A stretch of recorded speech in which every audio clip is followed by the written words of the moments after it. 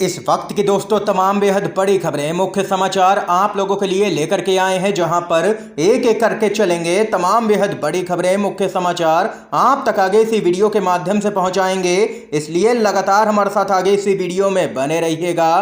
तो वहीं दोस्तों, खबरों की तरफ बढ़ने से पहले अगर आप लोग भी कांग्रेस पार्टी और राहुल गांधी के समर्थन में खड़े हैं तो वीडियो को लाइक जरूर कीजिएगा और कमेंट बॉक्स में कमेंट कीजिएगा, जय हिंद जय भारत। दरअसल दोस्तों, पहली बड़ी खबर आप लोगों को बताते चलें, इंडिया नाम से पीएम मोदी को हो रही है काफी दिक्कत, पूरी दुनिया उन पर हंस रही है। पवन खेड़ा जो कि कांग्रेस के नेता हैं, उनका जबरदस्त हमला G20 समिट के दौरान राष्ट्रपति भवन में आयोजित होने वाले रात्रि भोज के निमंत्रण पत्र को लेकर के लगातार विवाद छिड़ा हुआ है। कांग्रेस ने आरोप लगाया है कि लगातार लोकतंत्र को खत्म किया जा रहा है और मोदी सरकार इतिहास को ही बदलना चाहती है और अगर इसका बस चले तो ये संविधान ही बदल डाले। बताते चलें, पवन खेड़ा ने कहा है कि पीएम मोदी को अब इंडिया नाम से ही दिक्कत हो रही है, वह इसका नाम बदल करके भारत कर रहे हैं। पूरी दुनिया उन पर सिर्फ और सिर्फ हंस रही है। हमें कोई दिक्कत नहीं है कि आप हमसे हमारी विचारधारा से नफरत करते हैं और हमारे नेता से भी, लेकिन भारतवासियों से नफरत मत कीजिए मोदी जी, ये यहां पर कहना है पवन खेड़ा का।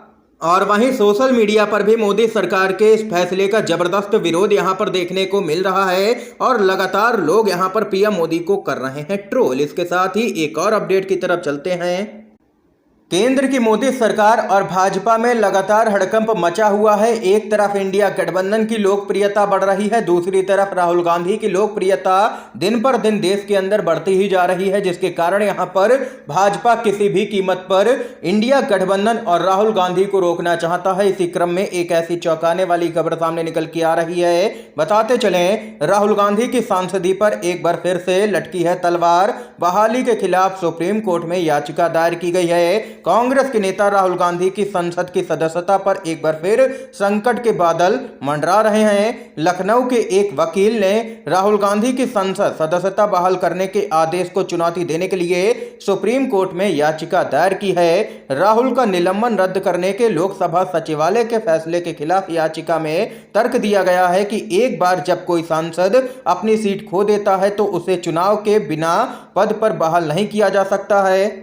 ये यहाँ पर याचिकाकर्ता की तरफ से याचिका में दलील दी गई है अपनी तरफ से, लेकिन यहाँ पर माना जा रहा है कि याचिकाकर्ता को सुप्रीम कोर्ट से झटका लगना तय है। राहुल गांधी को यहाँ पर भाजपा और उनके समर्थक किसी भी कीमत पर संसद में जाने से रोकना चाहते हैं। ये यहाँ पर खबर है। आप लोगों की क्या कुछ राय है खबर को लेकर के कमेंट बॉक्स में बताइएगा। इसके साथ ही एक और अपडेट की तरफ बढ़ते हैं। जम्मू कश्मीर में आर्टिकल 370 की बहाली को लेकर के सुनवाई पूरी हो चुकी है। सुप्रीम कोर्ट ने सुरक्षित रखा है फैसला। इस समय की बेहद ही बड़ी खबर सामने निकल के आ रही है। जी हां दोस्तों, आर्टिकल 370 को लेकर के सुप्रीम कोर्ट में चल रही सुनवाई अब पूरी हो गई है। सुप्रीम कोर्ट ने अपना फैसला सुरक्षित रख लिया है। आपको बता दें कि सुप्रीम कोर्ट में जम्मू कश्मीर से आर्टिकल 370 हटाने के फैसले को चुनौती देने वाली याचिकाओं पर यह सुनवाई 16 दिनों तक लगातार चली है। चीफ जस्टिस DY चंद्रचूड़ की अगुवाई में 5 जजों की संविधान पीठ ने आर्टिकल 370 से जुड़ी अर्जियों को सुना है। बताते चले, यहां पर सुनवाई के आखिरी दिन सुप्रीम कोर्ट ने कहा है कि याचिकाकर्ता या प्रतिवादी पक्ष लिखित में कुछ कहना चाहता है तो ऐसा अगले 3 दिनों तक किया जा सकता है। ये यहां पर सुप्रीम कोर्ट से पूरे मामले में खबर सामने निकल के आई है दोस्तों। तो वहीं एक और अपडेट की तरफ बढ़ते हैं। G20 डिनर कार्ड पर प्रेसिडेंट ऑफ इंडिया की जगह प्रेसिडेंट ऑफ भारत, कांग्रेस ने कहा राज्यों के समूह पर भी हमला है। खबर बताते चलें, G20 समिट के दौरान राष्ट्रपति भवन में आयोजित होने वाले रात्रि भोज के निमंत्रण पत्र को लेकर के विवाद खड़ा हो गया है। कांग्रेस ने आरोप लगाया है कि राष्ट्रपति भवन में 9 सितंबर को होने वाले G20 के डिनर के निमंत्रण पत्र में प्रेसिडेंट ऑफ इंडिया की जगह प्रेसिडेंट ऑफ भारत लिखा है। कांग्रेस के नेता जयराम रमेश ने ट्वीट करके कहा है कि तो ये खबर वाकई सच है। राष्ट्रपति भवन ने 9 सितंबर को G20 रात्रि भोज के लिए सामान्य प्रेसिडेंट ऑफ इंडिया की बजाय प्रेसिडेंट ऑफ भारत के नाम पर निमंत्रण भेजा है। संविधान के अनुच्छेद 1 में लिखा है कि भारत जो इंडिया है राज्यों का एक समूह होगा, लेकिन अब इस राज्यों के समूह पर भी हमला किया जा रहा है केंद्र सरकार के द्वारा।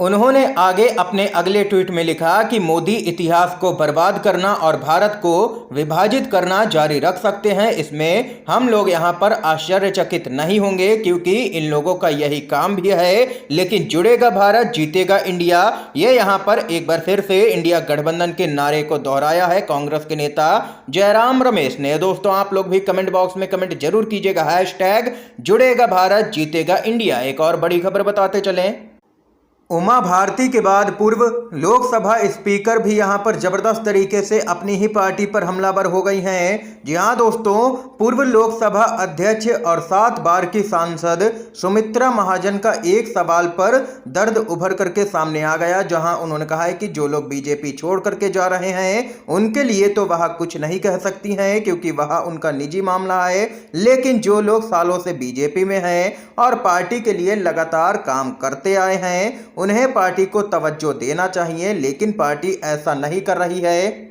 इसके साथ ही उन्होंने अपनी भाजपा पार्टी को घेरते हुए कहा है कि पुराने नेताओं के बारे में विचार यहां पर पार्टी को करना चाहिए, लेकिन पार्टी लगातार यहां पर कई बड़े नेताओं को नज़रअंदाज कर रही है, तवज्जो नहीं दे रही है पार्टी। ये यहां पर पूर्व लोकसभा स्पीकर की तरफ से बड़ा बयान सामने निकल के आया है। इसके साथ ही दोस्तों एक और बड़ी खबर की तरफ बढ़ते हैं।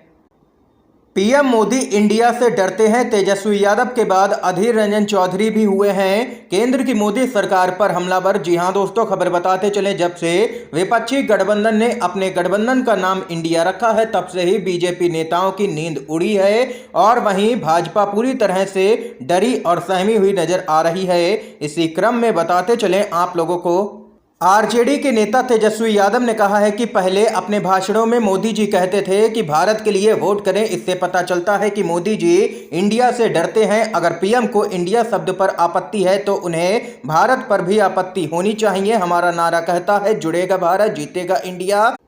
इंडिया और भारत एक ही हैं, इंडिया ही भारत है और भारत ही इंडिया है। घबरा करके ये लोग निर्णय ले रहे हैं, ये यहाँ पर कहना है तेजस्वी यादव का। और वहीं कांग्रेस के सांसद अधीर रंजन चौधरी का कहना है कि हिंदू नाम भी विदेशों ने ही दिया है। मुझे लगता है कि पीएम खुद इंडिया नाम से डरते हैं। जिस दिन इंडिया नाम का गठबंधन बना है उसी दिन से पीएम मोदी की इंडिया नाम के प्रति नफरत बढ़ गई है। अगर वे अंग्रेजों के इतने ही खिलाफ हैं तो उन्हें राष्ट्रपति भवन, जो कि वायसराय का घर था, उसका त्याग कर देना चाहिए। ये यहाँ पर अधीर रंजन चौधरी और विपक्ष ने जबरदस्त हमला केंद्र की मोदी सरकार पर बोला है।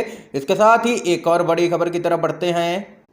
घोसी उपचुनाव के लिए मतदान संपन्न हो चुका है। इस बीच यहां पर समाजवादी पार्टी ने प्रचंड वोटों के साथ में जीत का बड़ा दावा ठोक दिया है। जी हां दोस्तों, आप लोगों को बताते चलें, समाजवादी पार्टी के नेताओं की तरफ से लगातार ऐसी खबरें दिन भर सामने निकल के आती रही कि भाजपा सरकारी मशीनरी का दुरुपयोग कर रही है और चुनाव आयोग से भी कई बार शिकायत की गई समाजवादी पार्टी के नेताओं की तरफ से, लेकिन फिर भी कोई भी एक्शन नहीं लिया गया।